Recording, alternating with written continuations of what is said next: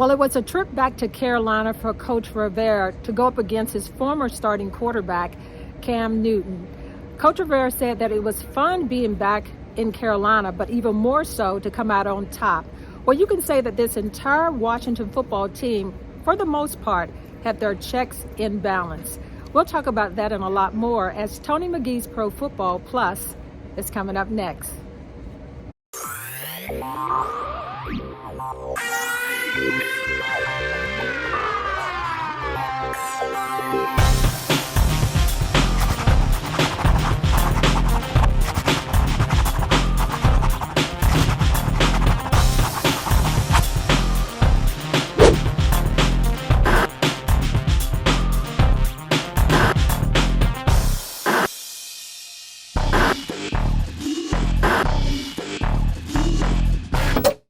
This week on Tony McGee's Pro Football Plus, we are having our Geico National Reporter Show. We're bringing in some big hitters. So get you drinking. Come on back and enjoy the show. I think we're getting a little bit of feel for our guys. You know, we have some playmakers that have stepped up. You know, Terry McLaurin continues to make plays for us and doing the big things and doing the dirty work. Durante Carter's kind of found himself inside our offense. You know, and you got those guys like Hunt that just keep coming every day. Cam Sims is another guy now that he's healthy, back out the field making plays. It's huge to be able to score before half and get that momentum going in. I felt like we did a good job sustaining drives. A few of them we kind of stalled out.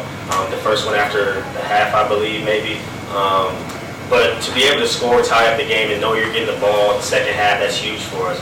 We want to be able to go in the half, make our adjustments, and come out firing. So I think we did a good job of, sustaining drives, picking up third downs, and even fourth downs for Coach Rivera to have that type of confidence in our offense and for us to convert that. I mean, that's really huge, because then you have a mindset of it's four down territory. So, hopefully we continue to keep this going. But, I'm proud of the way, just not myself, but all the guys around me stepped up. It's fun when you see other guys making plays and the ball's flying around, touching a lot of guys. And that's what we're going to need going forward for everybody to pitch in and hope to keep this thing going. I think last week was huge for us, confidence-wise. Running the ball against those guys, and you saw it today too. Those guys up front are being really physical. Running backs are doing a really good job, and our receivers are getting open.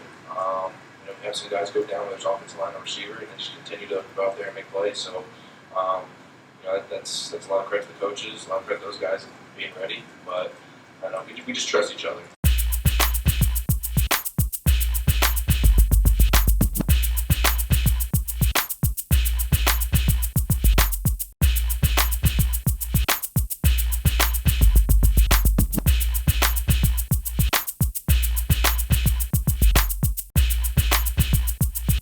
And this week, our special guests on the Geico National Reporters Show, James Brown, host of the NFL Today on CBS Sports, Kelsey Nelson, Fox Sports, and radio and television personality Rick Duck Walker. And now, Tony McGee. As I told you, welcome to Tony McGee's Pro Football Plus. But this is our Geico National Reporter Show where we bring in the best around the world, not just the city. We bring in the man. Now, if you know who the man is, his name starts with James. He is the man everybody knows. Next, you have to bring in the doctor. The doc is the one going to be a physician and help us get through all this. And you got Donna with the source. Then we go out and we bring Kelsey, the real host there. Now, she's hosting her own show.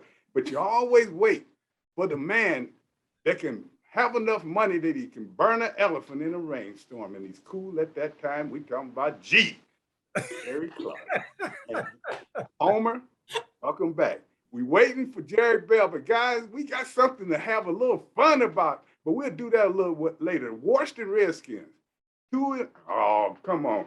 I owe money right now, guys. Oh, that's a lot of money right there, Tony. First time I've done it this year. The Washington football team have 2 wins in a row. We said a couple of weeks ago, and we'll start with you, Kelsey, since this is your first time being here. We said 2 weeks ago they were improving. What did you see with this team on Sunday that you saw was an improvement?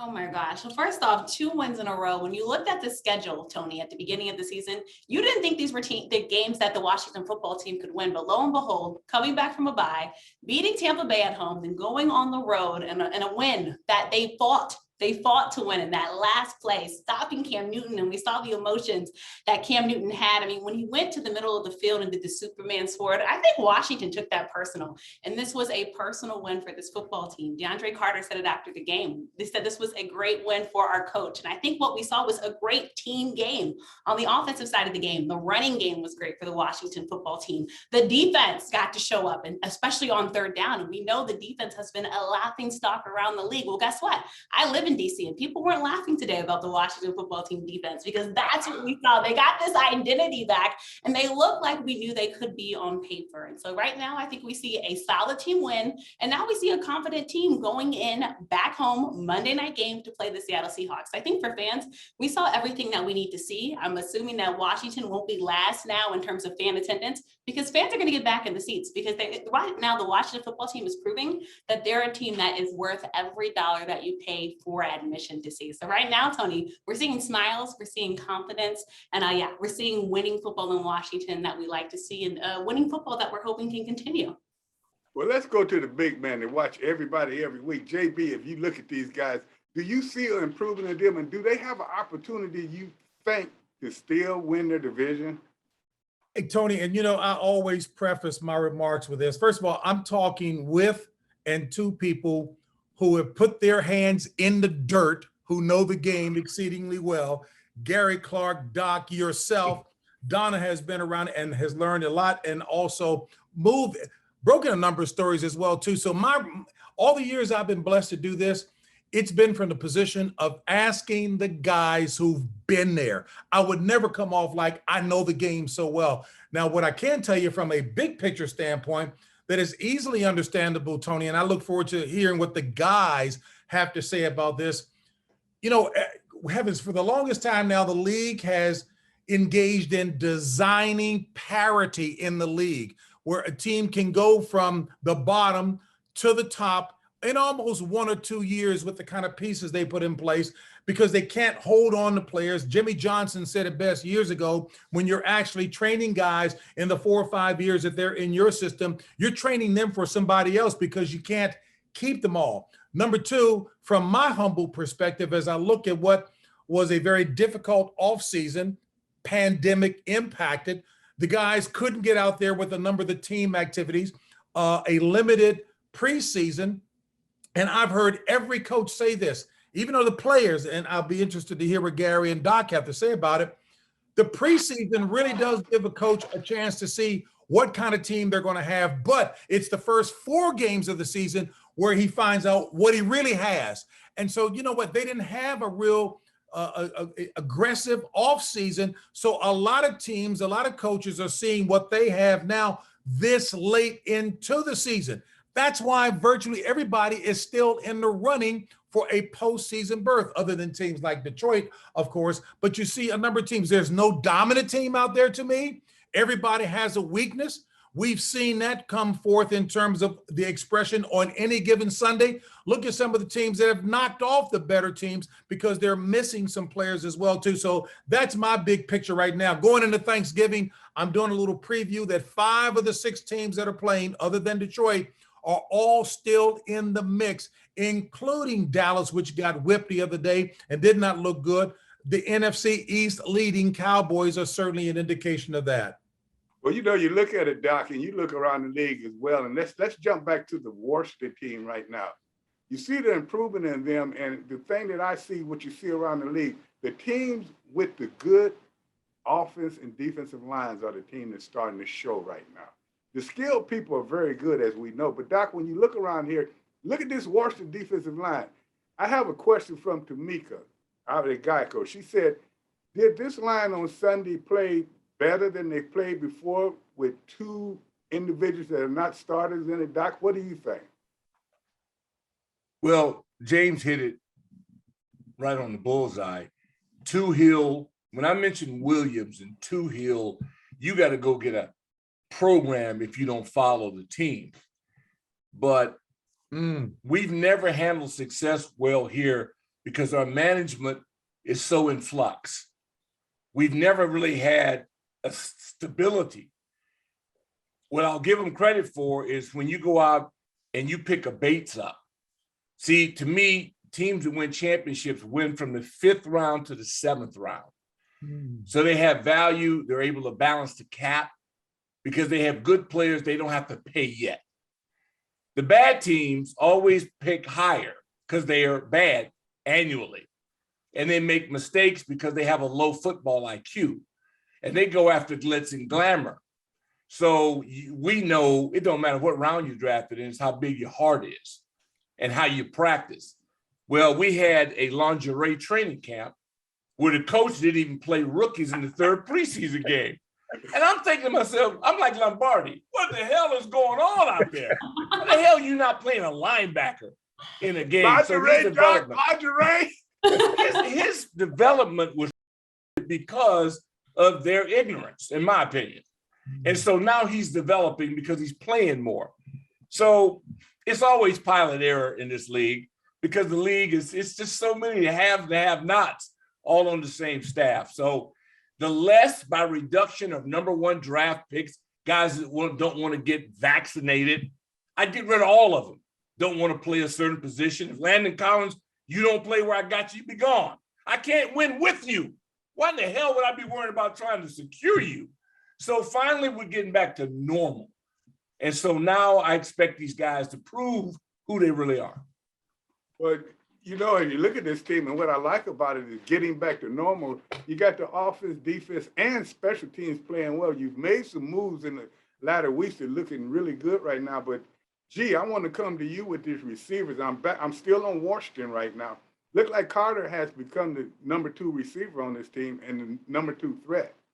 He's definitely a big play factor. I mean, his punt return, kickoff return specialty is awesome, but he's making plays, and that's key. You want playmakers on your team, and he's definitely become one of them. You got somebody to help Terry Mack out, and quite honestly, Sims played well too. He made touchdowns, but he needed to make a touchdown as well. So you want playmakers on your team. Somebody may be carrying. Terry's going to probably carry the majority of the load this year, but to know that you got somebody to help take that pressure off of you when they are keying in on you, that's huge for them. That's happened the last 2 weeks in a row.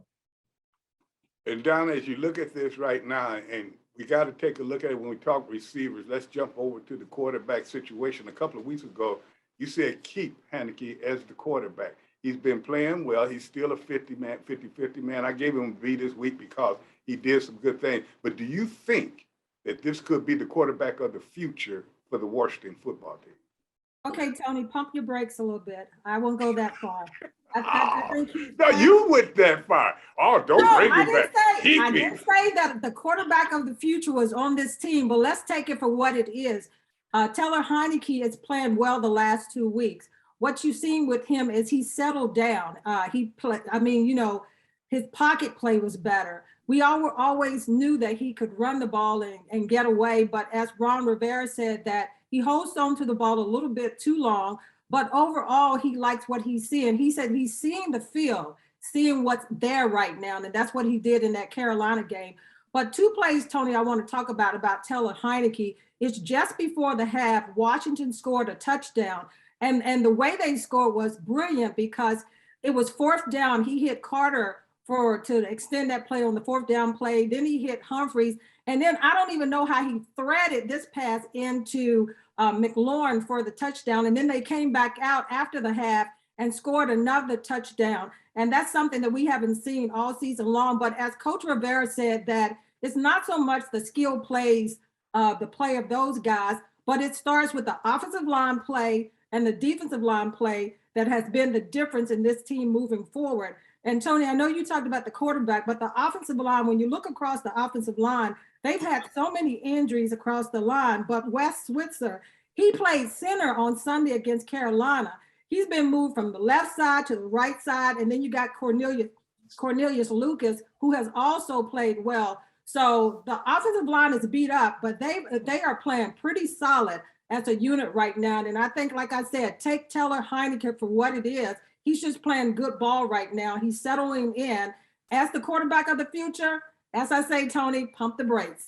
Oh, you never did answer that question. He's not the quarterback of the future. You know I that. told you to pump the You might as brakes. well answer it. I'm not letting you off. And when you talk about the quarterback of the future, JB, I'm going back. This team a few weeks ago showed Tampa that we can beat Brady. Now you're looking at Brady and Tampa from that game, and Emma from Geico have a question she wanted to ask. She wanted to ask you, do you think Tampa Bay is strong enough and with Brady can get back to the Super Bowl? You know what? And I, you know what? To see, those are the questions that maybe it's a fault of mine because, you know, Gary and Doc and you have been there. Look, from hopefully an education. Wait, JB. Wait, Yeah. me and Gary been there. Doc was carrying the water. Okay, man.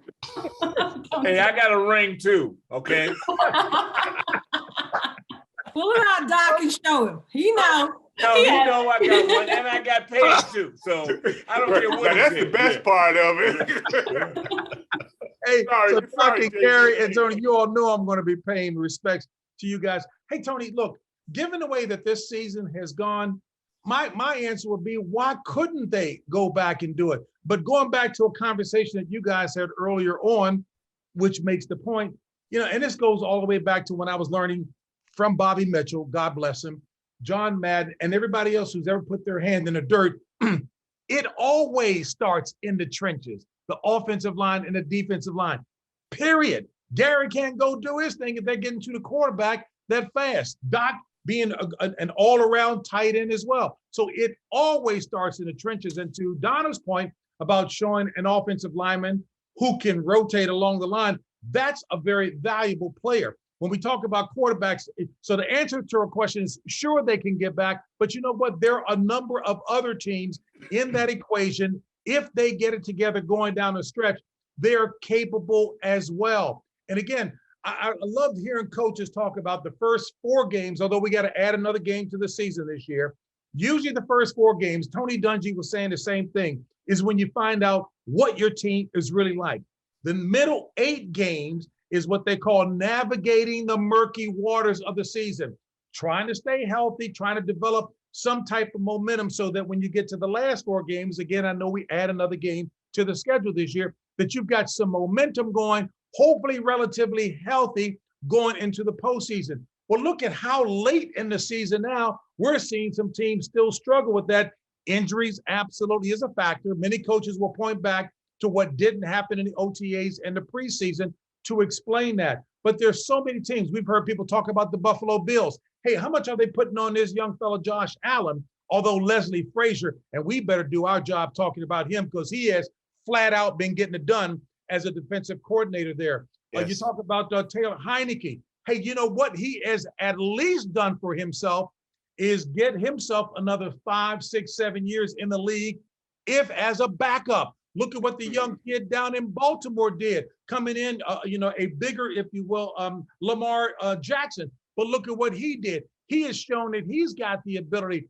Heineke, by the way, is bringing some intangibles to the table. I love the moxie of this young man. I love how he gets knocked down, but he picks himself right back up. He's showing some mental toughness. He may not have all these other things to be a bona fide number 1, but he's showing me that he's got some more years in the league, just like the young fella Huntley down in Baltimore did. He's shown that he should be here as well, too. Those are my thoughts. But Doc, Gary, you all rip me a new one if I'm off base on that.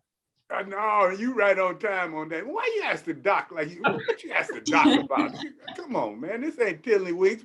This is football we talking about. Milton, I'm sorry I ain't got to you yet, but I'm giving you time to say a prayer. And you know you're a homer anyway. But when we come back, Milton, I want to ask you about these running backs. Are they good enough to take this team where they need to be? You got the strong offensive line. You got a quarterback playing well. You got good wide receivers. But the running backs may be the key. And when we come back, ladies and gentlemen, when you said Heineke, he can get a backup job, what you guys do not realize, when he get one, he'll be making more than our starting quarterbacks did in the Super Bowl. We'll be back in a moment.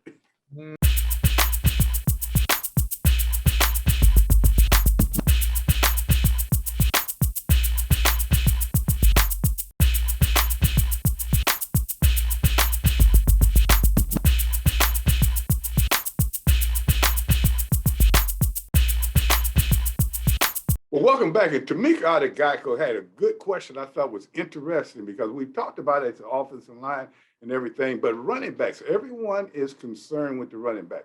But I like these running backs because they can do both things, catch, run, three things, and block. Milt, you've been watching these running backs.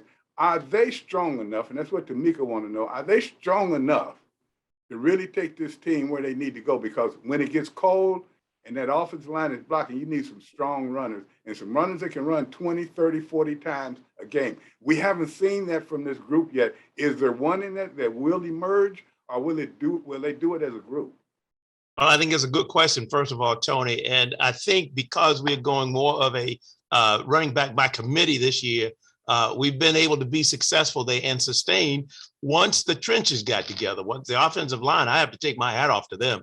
It looked like a revolving door yesterday, but they never missed a beat. We had 190 yards rushing on the ground. That's a kudos for any team running.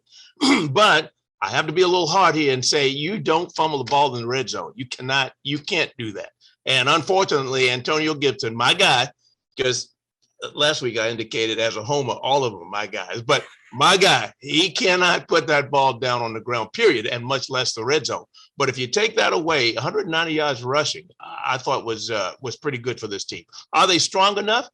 We're seemingly a little nicked up right there. I think McKissick's got a little nag, and so does Antonio Gibson. But as long as those things don't go haywire, I think that they can be consistent enough. I still like to see my guy Patterson get a few more reps. He had 7 carries, 23 yards. So Antonio Gibson had 19 carries, 95 yards. So if you increase his workload, I'd be curious. As I think it was Mike said it last week, he always seems to be one step away from going to the house. And I'd like to have that opportunity. The negative part about that, he got blown up by a linebacker yesterday on pass protection, and so that's a trade-off. So anyway, I like this running back room. I just think that we've got to value the ball. We've got to be more protective of the ball. Hey, Tony, can I jump in with the running back? What was interesting in that game is after Antonio Gibson fumbled the ball, they set him down for the rest of that first half. But then they went right back to him in the second half, and he had a strong game, probably his best game this season. But I think that Washington in that Carolina game established a run and stuck with it a little bit more than they had in previous games. But as Milton said, that he cannot put that ball on the carpet. He's had 3 fumbles this year, and they're still going to go with him. And I think that was good to throw him back out there after they settled him down a little bit. Well, we're going to jump around a little bit. And Kelsey, I want to ask you this. When we talk about running backs, I look at the game on Sunday with Tennessee involved. Here I am thinking Tennessee finally got themselves together. Now that the big running back is out, they got Peterson there. Do you think that this running back, Peterson or anyone, can help them get to where they need to go? Because I did not think they would lose that game as they did Sunday. Yeah, I think that was a loss that surprised many people, Tony. Like, many people are saying all things might go through Tennessee, and many people are liking the Tennessee Titans and what they've done so far. And I think they have kind of been a surprise team that not many are talking about. But let's just be real, Tony, all right? We all know football on the show. No one can replace, I call him King Henry, right? Because Derrick Henry can run that football. I mean, it's just, when he starts coming, I mean, it's unreal. I mean, he takes defenders with him. He's fast, he's strong, he can do everything. And he's the dream running back if you're a coach. And of course, Adrian Peterson, a legend, an icon in the game, and everyone knows, but he's just not the same AP. And I think when you take away Derrick Henry, he's just very hard to replace. And Tennessee relied so heavily on him. So I think when you take Derrick Henry out of the mix, and I think when you look at that game and you see why they lost, it's point blank period. And I think even they were surprised. And I think even they were stunned. And I think Tennessee is going to have to now go back to the drawing board if they truly see themselves as a team that can go far in this league. But again, Derrick Henry, he's Derrick Henry for a reason. He was talked about before he got injured as a possible MVP for a reason. Derrick Henry can change football games. You look at someone like Derrick Henry and what Alvin Kamara has been for the New Orleans Saints. And when he's out of the game for the New Orleans Saints, that's a different football team. And AK, I mean, he does everything for the Saints, right? He's a big part of that offense. So I think Tennessee, again, they're trying to rebuild, they're trying to rebound, but some people just aren't replaceable. And I think Derrick Henry has kind of proven that. Do I think Tennessee is done? No. But again, I think that game was a wake-up call for Tennessee, much like the Ravens' last game. Losing to the Miami Dolphins was a wake-up call for that team as well. Well, I hope they have a wake-up call, but Derrick Henry can make you change your career the way he runs. Oh, yeah. You gotta have a guy like that. He messed around and not having him, but as I look around and I look at this Washington team, I'm gonna jump on another strong part, that defensive line, and I'm going to you, Doc, because you've been watching them very good, very long. And I tell you what, the two defensive tackles, each and every week, they're getting stronger and stronger. Now, defensive lines around the league, one that I want you to tell me about, Doc, and I know you've been watching them, and the team is starting to play well, is San Francisco's defensive line. They are Well, the whole coming back. team, the whole team was just a byproduct of they were hurt. And at every level, the great teams have a exceptional player at every level, D-line, linebackers, and secondary. Theirs happen to be right up the middle. So when you have 3 Pro Bowl talents like that, now everybody else that chips in that wants to get paid makes icing on the cake. This league is about having stars and having guys who want to be stars, because it's so competitive, you can't let an injury take you out of the picture. And the only reason an injury deflates your team is that you pick wrong backups or you don't practice hard enough. People aren't competitive enough. Competitive people, no matter selection of a draft, that's all. There's no direct science to it. Most NFL executives are moronic because they're friends and family. It's the worst development of management in our culture because you get paid no matter how bad you are. So what they built insulates ignorance and allows them to keep jobs after failing year after year after year. That's how the Jets are the Jets. So now look at our 4. You mentioned those Bulls, Ioannidis, Timmy, you got a Hokie, you got Ioannidis, and you got those 2 Bulls. So we got 4 aces in the interior. Once the linebackers got their heads out of their behinds, now you got something going. Cameron Curl's been there, but they had to get him on the field. So that's political. They got the players. Now the coaches are mirroring their minds, and egos are now gone. You got your 2 poodles gone, they're out. And so now it's rock starting. It's about who wants to be a stud. And that's where, wait till you had a kid like Shaka Tony had a concussion. Wait till you get him back. See, all that hype, you don't want to come to practice, you want to do commercials, go do all of them. Matter of fact, move to Hollywood, because we don't need you if all you're going to do is run up field and run yourself out of the play. Now you got guys that are rocking steady. And it's very simple. This ain't complicated. Doc, they got to go out there where they acting like a football player. Is that what you're saying? I'm just saying, hey, got you want to be in Tony Hollywood, go to LA. And Rick, you got Tony smiling because you're talking about the defense, and he's been talking about the defense and the play of the defense. No. Donna, I call him, hey, why is this boy not in the 3-point stand? Tony said, because he's an idiot. And then I said, what's the key to rushing the passer? Tony said, explosion, coming out of your stance, hand down, rear end up, explosive. The only man I've ever seen stand up be that good is Lawrence Taylor. This boy ain't got none of Lawrence Taylor's DNA in him. And I'm wondering, so he's telling the coaches what to do? Man, if they had somebody over there that actually understood football, who was an owner, I'd run half of them out of there. If you're going to let a kid be, first of all, he got a C on his chest. That's ridiculous. And he don't even come to a minicamp practice. He told you right off the top, it's about me first, then the team. See, and I'd run right up in there right there and rip it off of him. They did the same thing with Trent Williams. They're so poorly operated that this stuff seeps through until you lose 4 in a row. Then things get tight over there. And a couple guys go out. Now they playing. You watch what I'm telling you. It's the blind lead the blind. You have to admit they're playing well too. And on that side of the ball, that defensive line is carrying it. And Gary, I got to come back to you on the offensive side. You got to say the receivers are carrying the offense right now. Yeah, I mean, I think quite honestly, the line is doing well. And what I love about what's happening on the offensive line and the defensive line, key players went out, other players came in, and all of a sudden you don't miss a beat. When you don't miss a beat, guess what? Those other players, when they come back, they coming back to play because they showcasing you that, no, you got to win your job back for me now. I'm the guy now because I'm the guy that's coming in making plays. When you have a team like that starts to do that, that's when you got a football team, because then everybody plays. Because I have to earn my job. I have to keep my job. If I ain't got anybody behind me that I got to worry about, you don't ever notice your game can kind of change because I ain't worried about it. I worried about Ricky Sanders. Art Monk worried about Ricky Sanders. We both worried about Ricky Sanders. Why? Because we both know he could take our job if he needed to. That's why we made him a third. We made him a third, so he had to take either one of our jobs. That's what Carter has done. Exactly. Like, DeAndre came out of nowhere. He came out of nowhere. You know what I call him? I call him Baby Clark. I call Carter Baby GC. He's the only cat I done seen that reminds me of Gary. The kid out of North Carolina too. No, he ain't ready for prime time. We bring another kid over, he hurt.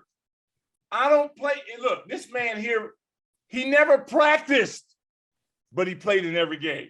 So I don't care what he does during the practice session, because I know what he's going to do on game day. Doc, when he come in the room, does the temperature drop 30 degrees? Oh, what? Oh, but he ain't Gary Clark then. But I said he was baby. I said baby Gary. He ain't cooler though. Baby Gary. You know what? But you know what I'm hearing during this whole conversation though? We're seeing that the Washington team is starting to develop where we want them to be. The facets are good and good. All three facets. When we come back, we'll talk specialty. But JB, looking around the league, and I know you're always trying to give us accolades and stuff. You know more than all of us. We know that's why you're on the show right now. Yeah, no question. Don't fall for that. Tell me, what team would you be most afraid of if you met them in the Super Bowl right now? A team that reflects what you guys have been talking about.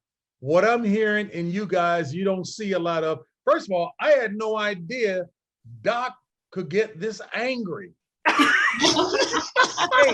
No, Jay, I'm not angry. I'm frustrated. No.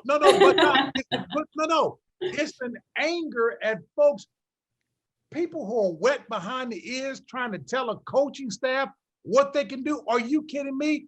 Gary Clark represented what toughness was about. Man, you don't find folk going across the middle like Gary didn't care, Doc.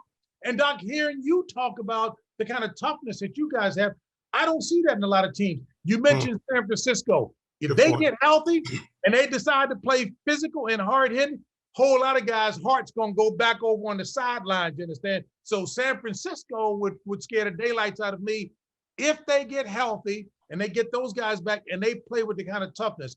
Donna talked about Derrick Henry. I think Kelsey may have done that as well too. Derrick Henry, I mean, to me, he reminds me of a modern Jim Brown. And y'all know the story about Jim Brown. Jim Brown used to run so hard, he'd be carrying 5 and 6 people with him. And the guys be, hey, Jim, could you please slow down? My kids are watching on TV. Same thing with Derrick Henry. He's dragging 3 or 4 people and ain't no smile in his game. That's what you guys had back in the day, which I'd like to see. So whatever team that you guys know better than me would reflect that kind of physicality and toughness is what's going to win. And I'm not going to say, because I don't want somebody to take this and run and say, oh, JB said this about this team that everybody's afraid of because they got track stars out there. You find me somebody who's not afraid to go up there and hit somebody in the mouth and keep coming at them.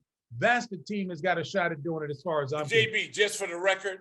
Yes, sir. That was no Venus question. Oh, what? Okay. Yeah. Ain't nowhere in the hell that was Tony. Okay. Let's just get the record straight, right? Yeah. That was Novena McGee's question. So let's get this Tony, straight. a question for you. A question for you. What has happened to Buffalo? It seems like the wheels has fallen off that team in the last 3 or 4 weeks, because I think they lost, 2 back-to-backs, 3 of the last 4 games. What's happening with Buffalo as far as the defense and the offense? Because those wheels are rolling on down the field, and they seem not to be able to win right now. Where's the running game in Buffalo other than the quarterback? It's still you know what? Back when these guys played and before then, the ground attack is still key. I'm sorry, Tony. Donna gave you that question. No, you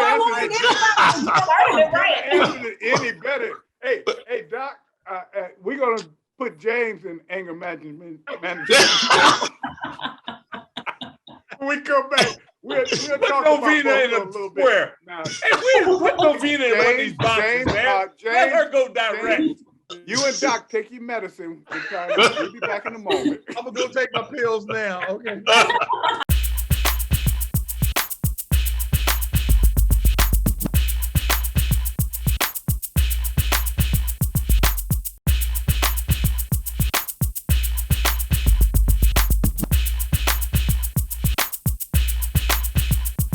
Well, as we come back, Homer Jones, Preacher, Milt, had a question. And we were asking Milt, what's happening with Buffalo right now? Now, one thing we do know, Buffalo is a pretty good team, but it seems, Milt, as though they've been figured out. And you say it's something they're not doing now that they were doing in the past. What is it they're not doing that makes them the dominant team that they were a few weeks ago? Well, Tony, I think the template has been set as how you succeed in the NFL. You have to have a ground and pounded element to your football team. We've been screaming for weeks trying to get the Washington football team to be faithful to the run. And so Buffalo, I think, is being exposed now because defenses have found a way to stop the quarterback up there and to default back to a running game. That running game wasn't there to begin with at the beginning of the season. I think they had Singletary, and he was just there for team dressing. And so now that they need a running game going into the latter part of the season, especially if you're going to go playoff time or you have aspirations to go playoff, you got to have a running game. And so that's why I think the Buffalo. Hey, Milton, Kansas City doesn't have a running game. They just beat you through the air. Well, what Kansas City has, Kansas City does have a Patrick Mahomes, and so that's the distinguishing difference there. They brought back Alad this past weekend, so they will get better in the running game. They've had a running game, but I'm just saying, any team that's going to be consistent and show up and be respected in the postseason play, you've got to have a running game. And I don't know of another team that's done it any better, if you wait over my tenure, than just watching scripts designed for John Riggins to just go left, just go right, just go up the middle. It's the same thing, but you got to be able to run the ball. You got to be. JB, you see how he got Washington back in there. He brought John Riggins back out. That's what I'm on. He worked his way all the way around. Hey, Kelsey, now he's talking in the AFC, and we're looking at them. A few weeks ago, we said they were the dominant team. Right now, do you think they're the dominant team, or do you think they have flaws enough that some other team, and you tell us which one, is one that needs to be watched? Yeah, I think he makes such good points about Buffalo, but I think the fun thing about the AFC right now is that it truly is anyone's game, because all of these teams, it's like one day they look like this, the next day they look like that. And I really am trying to find who the real team is in the AFC. And I'm going to go right over the highway. All right. I'm looking at Baltimore. I know there's many questions about the Baltimore Ravens, but when you look at the Baltimore Ravens, I know their defense has been abysmal. Like, this is not the Ravens defense that we've come to know as of late. But also, let's remember, this is a Baltimore Ravens team that at one point had 16 players on IR. And we've talked about on the show, players stepping up. They've had playmakers step up on both sides of the football. Lamar Jackson finally has weapons. Mark Andrews is a tight end that's not talked about enough. When Lamar is able to connect with him, they are very good together. When Marquise is Hollywood, and I use his names interchangeably. Sometimes he plays like Marquise, sometimes he plays like Hollywood. But when he's able to hold on to that long ball and play like Hollywood, Lamar has that there. And then you look at also Lamar Jackson. When you talked about a running game, Milton, the Baltimore Ravens lost all the backs, and somehow, incredibly, we're still able to have a running game in Baltimore, and Lamar Jackson is a large reason, a part of that. And Lamar, he's doing everything he needs to do. He's playing from behind, right? And even now, I think there were many questions if Baltimore could win that game. JB, you talked about Tyler Huntley, and the Ravens were still able to win that game, even with Lamar Jackson being announced an hour before that he couldn't play in that game. I think I look at the Ravens because they're scary, because you just don't know which team you're going to get week in and week out. You might get that team that lost to Miami, or you might get that team that beat the Kansas City Chiefs with the Baltimore Ravens, right? So you just don't know. So I look at Baltimore, they're as good as their wide receivers. Sammy Watkins can be solid, Duvernay, and so many other playmakers that they have on that football team. If everybody steps up, as the Ravens have shown they can, and if the defense can get back to being their identity, I really do like the Baltimore Ravens. I think they're tired of being second place in the AFC all the time to Kansas City. But I do have to mention too, Tony, Kansas City is hitting their groove at the right time, right? Kansas City is hitting their groove at the right time, and it's scary. Patrick Mahomes, and everything is working. And you best believe that win over Dallas has Kansas City riding high right now, feeling like themselves once again. In November, remember when it matters very much in football. But again, watch out for the Baltimore Ravens. John Harbaugh is a proven coach. Lamar Jackson, I mean, he's proven he's Houdini and can get anything done. And when healthy, we talked about also the vaccination. Lamar Jackson's vaccination status bothers me a lot. His third illness this year. But if Lamar Jackson is healthy, watch out for the Baltimore Ravens. And I like Baltimore. You have some great points there. At the same time, they depend on Jackson too much. And if anything happens to him, the whole thing goes down. Even though they have a good defense, a good running game, with everything, but he stirs the pot and makes it happen. Now look at Kansas City, and I tell you what, JB, the young quarterback Mahomes was having his problems a few weeks ago, but it looks as though he's come around. But that defense, to me, even though they had a good game on Sunday, is still questionable of them being a top-tier team this year. You know what? And look, in all the years that I've been blessed to watch and cover the league and talk to guys like you to get some insight, defense still is the difference maker. Look at what Tampa did last year against Kansas City with that defense. I mean, they hit him in the mouth. They were tough. I mean, the defense, what's the defensive coordinators down there? Come on, what's his name? Are you talking about Todd? Todd Bowles. Todd Bowles had the perfect game plan for them. Kansas City still doesn't have a powerful running game. You still need those fundamental elements, from my humble perspective, to get it done game in and game out, and certainly at the big time. You talk about Baltimore. Look at the number of running backs that they did lose early in the season because they were going to, that's right, Doc, 3 of them. Now, the difference is Lamar Jackson, he's a preternatural talent because every defensive coordinator is still worried about him. Marquez Valdez-Scantling with the Green Bay said it best when he tweeted this one game because everybody's watching Lamar. They still got a scout on him. So he is the run game. So if he's attracting attention, all they need is just a little bit of an opening and Lamar can give them the ball. But I love what MVS said, ain't different. He's a different dude altogether because they're still looking at him. But you know what, a team that could potentially, and I would listen to the 3 of you guys who played the game to see whether or not they've got enough other weapons there. But that young fella, Jonathan Taylor with Indianapolis, the boy flat out and played, and he got it done.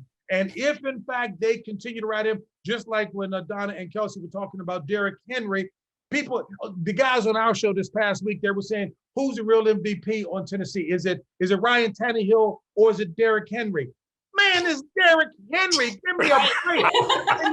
And I love Ryan Tannehill. He's a good dude. I like him. But he ain't nothing without Derrick Henry back there. And now Carson Wentz can be a little bit better at making decisions with that young fella, Jonathan Taylor, who can flat out ball. He can get it done. And O-line and their defense, they Doc, run to the ball. Their O-line. Hey, Doc, talk about that O-line. Well, the O-line, D-line, the Colts have the whole thing.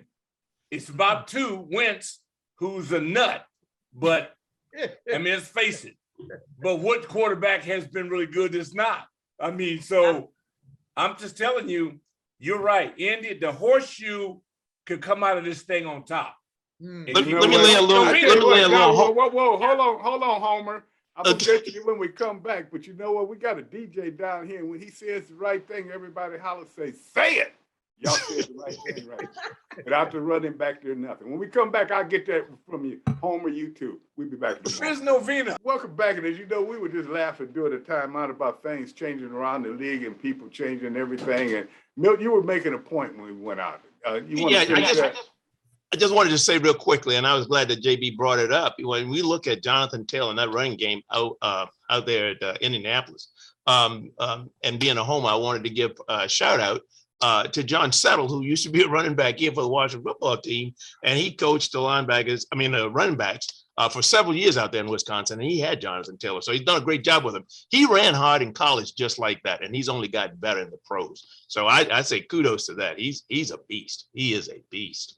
Hey, Tony, one team that we haven't mentioned, and I know we've been talking about other teams, but Arizona. Nobody has mentioned Arizona because when you look at them, when they get Hopkins back, they've got the offensive line that's playing well. They've got a great defense out there. They've got a running game. To me, they are a complete team when they get some of those bodies back. And we haven't mentioned Arizona, and they're quietly just rolling along in the NFL. And I think that's the team to watch also. I do too, because they got a lot of parts and they won without the quarterback. And I tell you, that's very important. And JB, you had a point you were making. Well, I wanted to ask Gary Clark about the Dallas Cowboys from the standpoint, it seems to be 3-4 weeks. The running game just hasn't been there. I'm thinking about the numbers in very general terms about Ezekiel Elliott, and they're just not getting it done. What's happening from your perspective? I just think Ezekiel's not healthy. I don't think he's fully healthy, and I think he's playing hurt, but and look, he got a little nicked up again on a play. But number 20 is not a bad running back for Dallas either. He's awesome. Coming out of nowhere. And quite honestly, it may be a reason why they may try to push Ezekiel out. But if he goes somewhere else, he's going to be a killer. He's going to kill where he goes. I mean, he's just. That's why Ezekiel's playing hurt. That's why he's running hurt, because Pollard is pushing him for his spot, I believe. Yeah. I would play hurt. I played hurt because you got great players behind you that could actually take their position. So you're going to play hurt. You just got to perform when you do. Hey, Comer, if you don't play hurt, you'll play hungry. Really has Ezekiel played well the last 3 years? I mean, to me, he hasn't played well since he came back from that one injury, and he hasn't been the same since then. I don't know if it's, as far as, like you said, the offensive line, but to me, he hasn't been the same player since he came back from that injury when he was out almost like that whole year. Kelsey, you agree with that, huh? Yeah, his production has definitely went down. I actually talked to his father, Stacey Elliott, earlier this year, and he said, we talked about Zeke gaining the weight back, really trying to put on for this team, but he just hasn't been able to do that. Now, luckily, Dallas has been solid on the offensive side of the ball. We had questions about Dak coming back. He's come back, and look, Dak is back, even though I think even he is still getting to 100%. And of course, that defense, I don't think anybody expected that defense, but also a team I'd like to mention that I think could make some noise that we're not talking about enough is the New England Patriots. I was not a Mac believer when he first came in. I had many questions about Mac Jones, but shortly and sweetly, the New England Patriots are getting the job done. And once again, when you look at that AFC picture, it's very tight. So I do think the New England Patriots are starting to earn respect, and they are a team that you do have to keep an eye on. I tell you what, I'm proud of you guys. You guys hit a lot of nice teams. And I like that New England Patriots in the end. Now, when we come back, we'll tell you who we think is going to win certain games. But Mike Baker has a special tribute. We'll be back in a moment. Well, as I told you going out, we have Mike Baker. He has some special things that he needs to say about a special individual that used to be part of the Washington football team. Yeah. Sam Huff, Tony. Sam Huff was a West Virginia kid. He was born in Edna, West Virginia, played for West Virginia University. He was drafted by the NFL in 1956 in the third round. He played for the Giants and the Redskins and is in both teams' Ring of Fame. He was elected to 5 Pro Bowls. He was an All-American on the field. Most people don't know that he was also an academic All-American, and that the 4-3 scheme was developed for Huff by Giants defensive coordinator Tom Landry. Sam was the first guy to play in the middle linebacker. He led the Giants to the 1956 World Championship. He joined the Redskins in 1965 and helped beat his former team, the Giants, 72-41 in the highest scoring game in NFL history. Upon retirement, he was a top-selling salesman with the Marriott Corporation. That's that academic background. In 1982, Sam was inducted into the Pro Football Hall of Fame. In 1986, Sam began breeding thoroughbred racehorses. He was responsible for helping establish the West Virginia Breeders' Cup. He raised millions of dollars to help keep thoroughbred racing alive in Charlestown, which is alive today. Finally, the trio of Sonny, Sam, and Frank calling Washington Redskin games is legendary. Sam never gave in. It was his defense that won games. It sounds like Tony McGee to me. Tony. Yeah, I had Doc Walker on my team. Oh, yes. But if you think about it, Sam Huff was really the first middle linebacker that made the position famous. And when he got in there and he played with 2 great teams, and he was a great player. But as you said, even afterward, he was a very good broadcaster and he was a good person. Yeah. It's interesting being a tadpole in their environment. It's like being at BET working with James Brown. When you're working with people that have had that level of popularity, he was the first defensive star in the league, period. I mean, I always tell people, when you were 12, who were you in the backyard? I was John Unitas. until Dick Butkus. Everybody thinks Dick Butkus was the most famous. No, it was Sam Huff first, then Dick Butkus, then Ray Nitschke. You know, you start thinking, and then we never had an African-American middle linebacker until the Chiefs came up and Willie Lanier. So the positions of influence and power, we were not allowed to play. So I was very focused on this. And then to meet Sam, and yeah, he was a big time guy. And he wasn't a jerk. He could have high-sided or whatever. Never did that. If you were a player or you played or whatever, he gave you respect. But take no bones about it. He was a linebacker on and off the field. Hey, and Doc, I loved his demeanor. Hey, Doc, and here just last week in the studio recording Inside the NFL, to hear Ray Lewis talk with reverence about Sam Huff just brought it home to me, because I just knew him, of course, as a part of that iconic broadcast team that Mike and Tony just referenced there for the Washington football team. Yeah. Mm-hmm. May his soul Well, rest in Tony's peace. an example. I mean, most guys on defense, because they couldn't play offense. So they put people back in there. So, you know, if a guy was slew foot, you know, whatever, he couldn't get out of his way, then they put him on defense. It wasn't until here recently to where athletes and guys, scholars started playing defense. But you know what? They put us on defense, but they put the guys that couldn't play on offense on the bench. And with that being said, let's look at this next game. If they can't get on a roll, and as I said, Sam, rest in peace, because he's a great person. Very quickly, you got to tell me, who do you think? Washington, Seattle, Monday night. Let's start with you, Donna. Tony, Russell Wilson may be back for that game, but so will possibly Logan Thomas, the tight end for Washington, who's been out. But if Washington plays like they have been the last 2 weeks, they can walk away winning 3 games in a row. So I'm going to give it to the Burgundy and Gold. Scott? Yeah, I think they should win the game. Russell is already back. He's just not playing well. Right. Their offense is awful. And defensively, you got one guy trying to do everything. They're a shell of themselves. I'll be pissed off if we don't beat them. Kels. Yeah, this is not the same old Seahawks team. Russell Wilson is still trying to get his groove back. I don't think it's going to be this game. I have Washington winning, and DMV, its very own Wale, will be there. So I think it'll be a great homecoming for this Washington football team. G. Washington football team. Homer, we know. Well, Gary took the words right out of my mouth, because he's a homer too. I agree. Russell Wilson is back. He's not what he used to be, and so and we've been playing ball control for the last couple of weeks, which has been very refreshing to see. Clock control. I mean, Washington takes this game. Mike. It's been a long time since the Washington team won the time of possession 2 games in a row and bested the other team in third down conversions as well as total yardage. I'm telling you, Washington's on a roll. Run the ball. And I leave this Washington team can't worry about past failures. All they got to worry about is future considerations, and they can win, and they will win. With that being said, we'll be back next week, and we're going to try to get JB to come back, and Kelsey, you guys been great. Doc, we got a number we want you to call. No, that's okay. It was just great to see Kels and see JB. Everybody else is in the working media. Okay, guys. All of y'all have a safe weekend. Can you make sure Novena is on the show next time? I'll be JB. Hey, JB, I can't. JB, that's never happened. JB, that's never happened. Yeah, if that happened, we'd all be in trouble. You don't want that. I thought Tony McGee was going to host the show this week. Isn't that Lovey Smith over there? Well, I tell you, that is good. That's better than mine. That is better than mine. I like it. Yeah. Hey, guys, thank you, guys. It has been great. And you know what?